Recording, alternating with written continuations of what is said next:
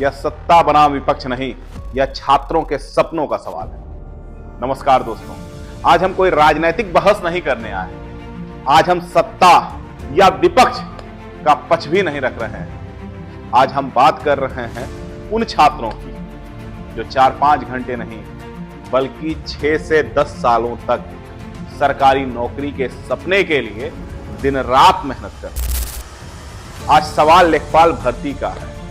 7,994 पदों के नोटिफिकेशन जो निकला है और उससे जुड़ा एक बहुत बड़ा सवाल, क्या आरक्षण का नियम सही तरह से लागू हुआ है?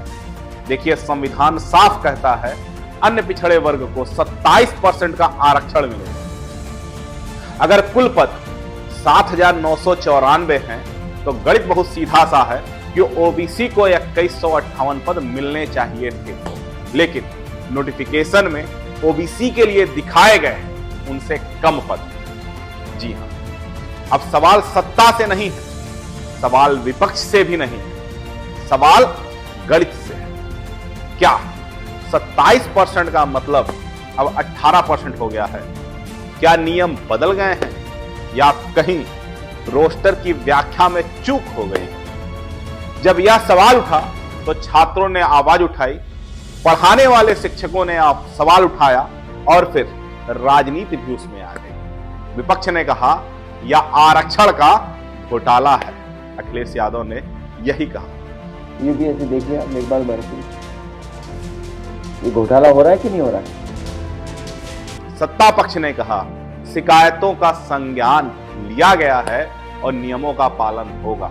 लेकिन दोस्तों, छात्रों को बयान नहीं चाहिए, छात्रों को स्पष्टता चाहिए। एक छात्र पूछ रहा है अगर गलती है तो सुधरेगा कब? अगर सही है तो इसे समझाया क्यों नहीं गया या समझाया कब जाए?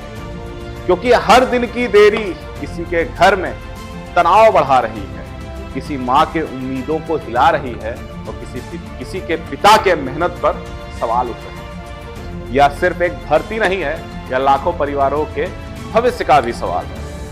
आज हम सत्ता से पूछते हैं अगर नियमों में गलती हुई है तो क्या उसे तुरंत ठीक कर लिया जाएगा?